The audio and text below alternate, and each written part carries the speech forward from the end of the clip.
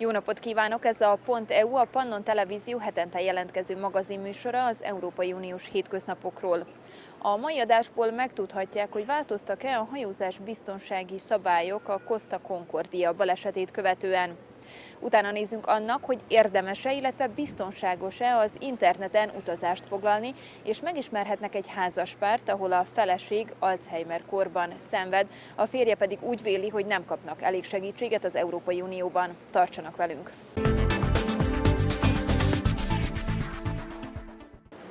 Tavaly a luxemburgi adóhatóság több száz multinacionális cégnek segített a társasági adó eltüntetésében. Hol tart most az ügy, és hogyan kellene megváltoztatni az unió adózási rendszerét ahhoz, hogy ne ismétlődhessen meg az eset? Ezekre a kérdésekre keressük a választ.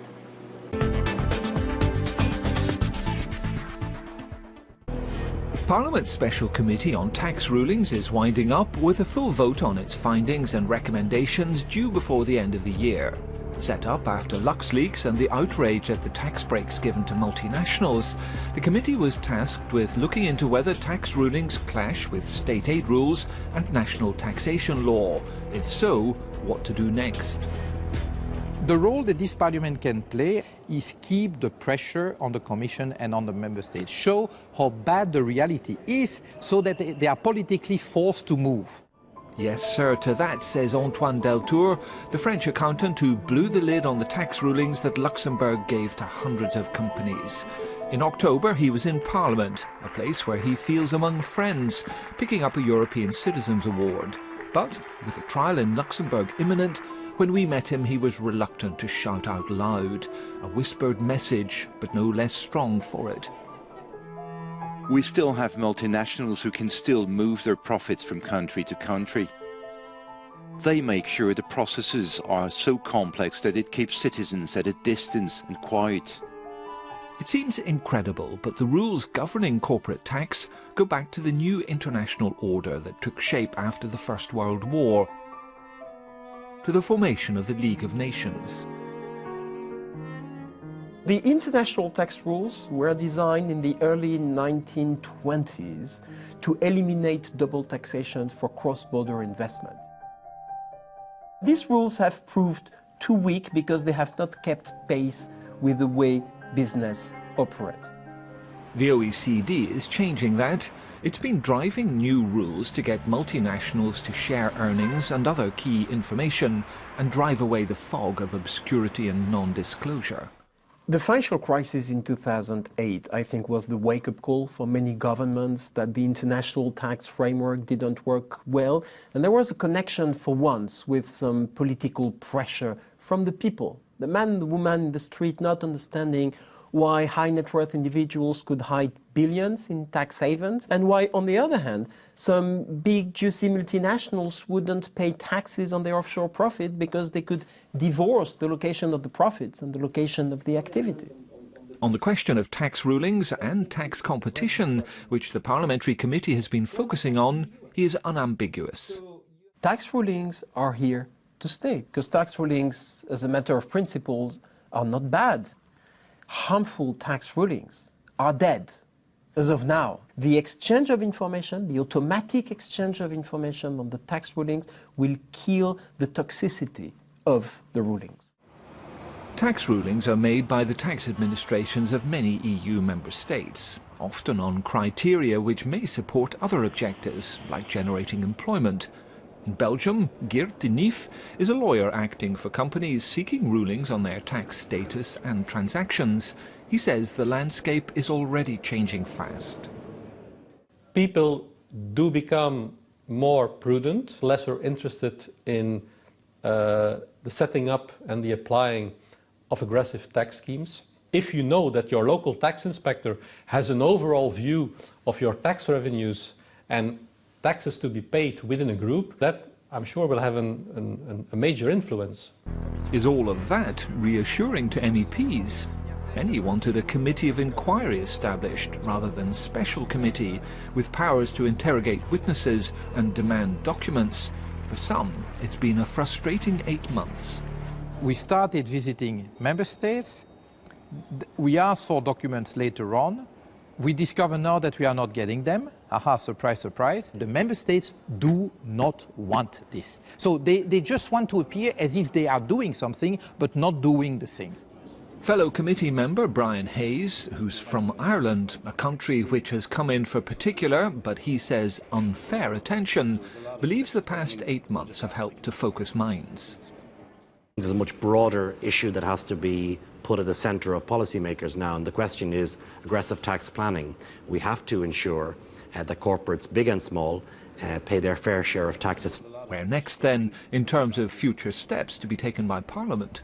We believe that European legislation should go the full way and not just doing the minima that the OECD initiative proposes, but go beyond that to make sure that we are tackling the issue. And basically in Europe that would mean gradually harmonizing or converging the corporate taxation systems across Europe. The common issue that we face across Europe is to make sure that we don't have tax dumping, where effectively the competitive practices of one country are so competitive as to make it impossible for businesses to establish in other countries. A final word to the man without whom the debate about tax rulings might never have come so far so quickly. This, as Antoine Deltour prepares to fight charges in Luxembourg, including theft allegations and allegations he violated Luxembourg's secrecy laws. If convicted, he faces between 5 and 10 years in prison. Public pressure creates moral duty, not legal duty. This fruit is not yet mature. We want and we need protection for whistleblowers.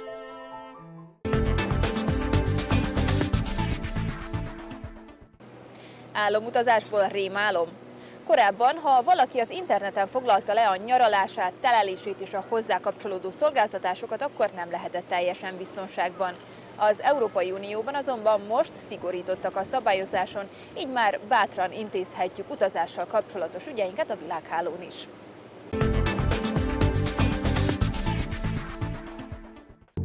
The internet has radically changed the way we travel. Travelers can now easily combine buying a plane ticket with renting a car or booking a hotel room on a single web portal. This is called a travel package. Consumers buying these customized trips will now be better protected in case one of the service providers goes bust.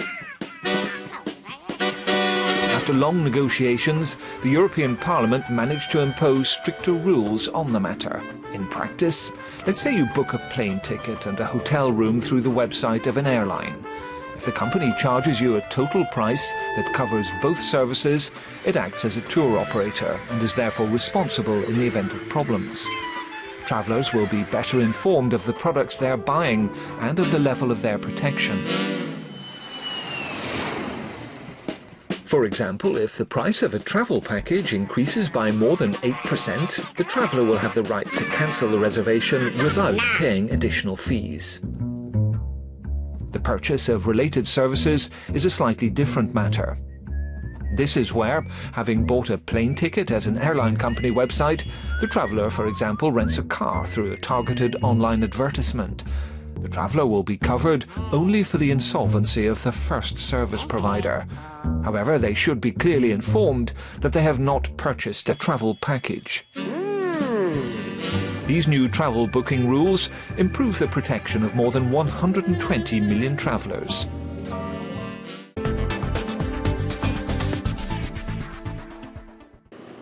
A Costa Concordia olasz üdülőhajó 2012. januárjában zátonyra futott és felborult.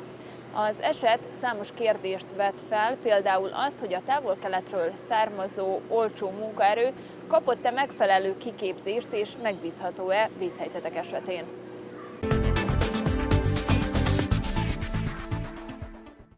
Trois semaines après le naufrage du Costa Concordia, nous sommes montés à bord du Costa Serena, le frère jumeau du Concordia. Direction Savone, en passant par l'île de Giglio. À bord, le naufrage du Concordia hante encore les esprits. Abandon ship, abandon ship, abandon ship. Tous les 15 jours, les 1000 membres d'équipage procèdent à un exercice d'évacuation du navire. Le capitaine Pietro Sinisi nous explique les priorités. As I told you, this is the master station Alpha, as written there. The guest, in case of general emergency, has been sent here. And here you have the lifeboat embarkation. Every lifeboat have 7 crew members that are in charge for lowering, for the engine, for driving the lifeboat. So each single crew member, in case of emergency, have a duty. Mais ici, ce n'est justement qu'un exercice. En situation de crise, la panique peut gagner l'équipage et les passagers. Dans ce cas, évacuer plus de 4000 personnes en quelques heures s'est avéré extrêmement compliqué dans le cas du Concordia. Pourquoi nous ne ferons pas l'enquête sur les raisons du naufrage du Concordia? C'est à la justice à le faire. Mais cette catastrophe où plus de 30 personnes ont trouvé la mort soulève de nombreuses questions. Tout d'abord sur la formation du capitaine et des officiers. The training to be captain adopted by Costa is very strong. We perform several courses with the simulator. We perform several courses that are not compulsory. So we make much more than is prescribed from international and national law. Certains syndicats maritimes italiens ne sont pas de cet avis. Ils préconisent une meilleure formation équivalente à celle donnée aux officiers américains. La formazione risponde a criteri internazionali, però bisogna ricordarsi che questo anche in Europa è solamente sulla carta, poi ogni nazione ha il suo percorso di formazione più o meno valido. Sì, in America invece hanno l'accademia, c'è proprio un corso di laurea che dura 4 anni, in questi 4 anni li formano sia a livello diciamo di cultura scolastica e poi li formano a livello caratteriale. C'est justement en passant trop près des côtes de l'île de Giglio que le Concordia a sombré. Passant à 2000 marins de son jumeau, le Serena éteint ses lumières en hommage aux dizaines de victimes. Pendant ce temps-là, les passagers vaquent à leurs occupations, ils ne s'inquiètent pas outre mesure. Di noi ci affidiamo a persone qualificate come capitani, comandanti, tutto questo. Chiaramente può capitare qualche disastro.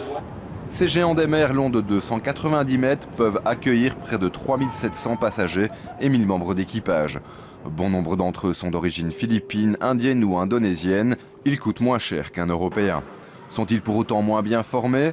La langue du pavillon du Costa Serena est l'italien, mais l'anglais est obligatoire selon les règles de sécurité internationale. Mais en cas de panique, on applique une autre règle. All the guys in charge, the crew member in charge for the emergency, are trained to assist the passenger and to show them the way to reach the master station by body language. Le capitaine se défend lui d'avoir un équipage low cost. All the crew that embark have different nationality. They have the course that perform, and the course that they have it has been done in their country, and the exams has been presented by the Coast Guard of the country. We also, before that our crew embark, they attend to course ashore and they receive an evaluation. Au petit matin, le Serena arrive dans le port de Savone. Les remorqueurs l'accompagnent jusqu'à son quai de déchargement. Le voyage s'est bien déroulé, comme la grande majorité des croisières, même si les compagnies admettent aujourd'hui des failles dans leurs mesures de sécurité. 8 accidents sur 10 sont dus à des erreurs humaines.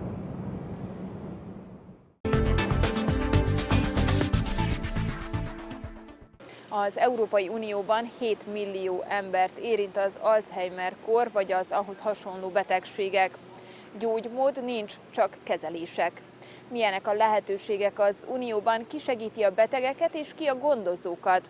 Most következő riportunk egy házaspárt mutat be, ahol a feleség Alzheimer-kórtól szenved.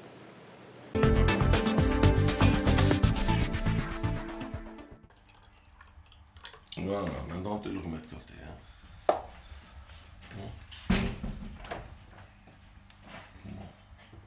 Alors, qu'est-ce qu'il faut maintenant? Des yogourts. Oui, bien.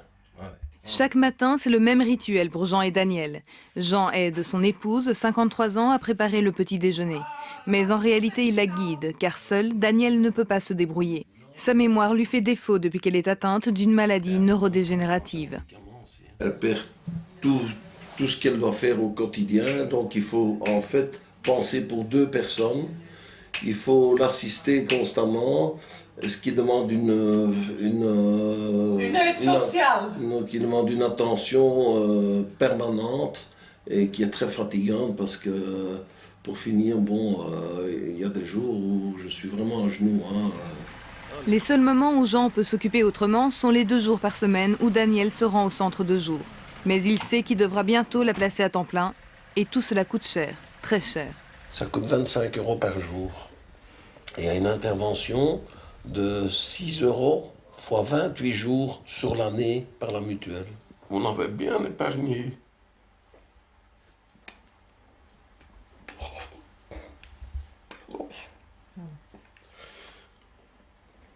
Pour avoir des jours paisibles par la suite. On croyait, bon, par la suite, aller vivre à la mer, mais c'est foutu. Ensemble, ils ont visité une trentaine de pays. À cause de cette maladie, le couple a dû mettre une croix sur d'autres voyages.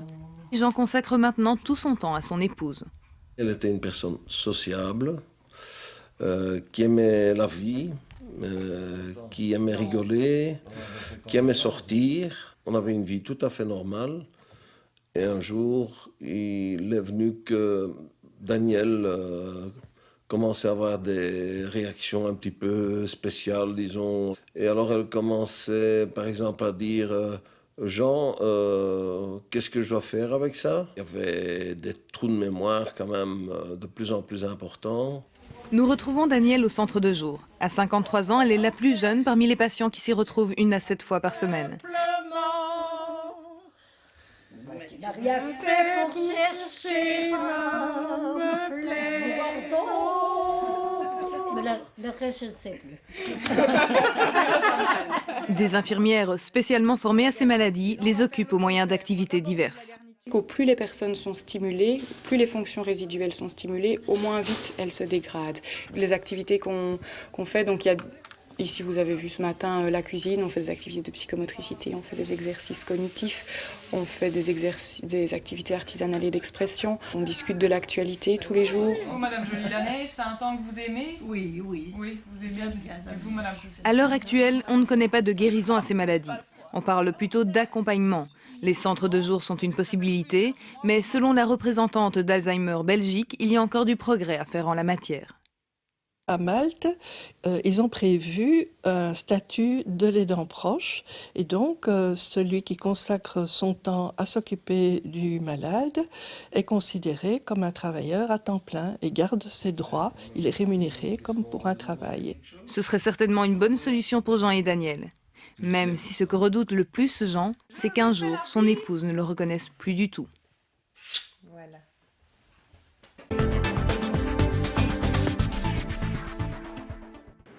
Milyen játékokat játszon a gyerek a számítógépen? Ki segít a szülőknek, és mi történik akkor, hogyha a gyerek hozzájut a nem nekivaló játékokhoz? Az Európai Unióban az úgynevezett PEGI rendszer segít, most megmutatjuk, hogy ez hogy működik.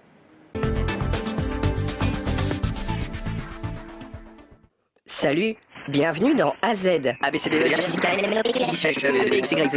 J comme jeu vidéo. PEGI, ça vous dit quelque chose? Joli petit nom. C'est un système d'information pan-européen sur les jeux vidéo. Il permet de savoir à quelle tranche d'âge un jeu s'adresse. Et surtout s'il contient des scènes violentes. Je vous montre. Quand on plonge dans l'univers du jeu vidéo, pas facile d'en sortir. Hé, ça tire dans tous les coins ici. Arrêtez ça, c'est pas moi la cible. Je vais encore me faire dézinguer. Bon, je n'ai pas intérêt à me faire remarquer. J'aime bien les sensations fortes, mais de là à y laisser ma carlingue. Les joueurs passent rarement du jeu vidéo à l'action pour de vrai. Mais on ne sait jamais. Jouer à des jeux violents, à fond et longtemps, n'est pas sans risque. Un psychiatre m'a fait la liste des effets secondaires. L'incapacité à contrôler l'utilisation du jeu, le fait de considérer petit à petit qu'en dehors du jeu, la vie autour n'a pas d'intérêt. Une très grande difficulté aussi à décrocher, à s'arrêter, y compris avec des manifestations d'irritabilité que certains finalement comprennent comme quasi des réactions de manque. Pour protéger les jeunes contre ces risques, l'Union européenne souhaite renforcer le contrôle des jeux vidéo. Pas question de les diaboliser. Les jeux sont utiles pour s'amuser et pour apprendre, mais ils ne sont pas toujours adaptés à toutes les tranches d'âge. Alors depuis 2003, il existe un système de classification européen, PEGI. Objectif, aider les parents à mieux choisir les jeux, en fonction de l'âge minimum conseillé et du type de contenu. Dans les jeux classés PEGI 12+, c'est tranquille. Pas d'images et pas de son trop effrayants. Pas de bagarreurs ni de filles nues cachées dans les décors. Un monde tout bien comme il faut. Dans les jeux Peggy 16+, ça se corse. On peut s'attendre à des scènes de violence ou de guerre proches de la réalité. Cette fois, je vais éviter de me faire tirer dessus. On risque aussi de rencontrer un dealer ou de se faire insulter au coin de la rue. Heureusement, pas le genre de choses qui arrivent tous les jours. Dans les jeux réservés aux 18 et plus, le sexe peut faire partie du jeu. C'est pas une raison pour vous ruer sur les bacs. Les scènes de violence ou de racisme peuvent vite devenir extrêmes, voire dégueu, voire gore. Les principaux fabricants de consoles ont déjà adhéré à la classification Peggy. Mais ce sont surtout les jeux en ligne qui préoccupent le plus l'Union européenne. Sur le net, les développeurs de jeux sont très nombreux. Difficile de les convaincre d'adopter Peggy. En attendant, le Parlement européen a proposé de développer un bouton rouge. Objectif, protéger les mineurs. Les parents pourraient enclencher ce bouton virtuel pour désactiver un jeu inadapté à leur enfant. Salut. Game over.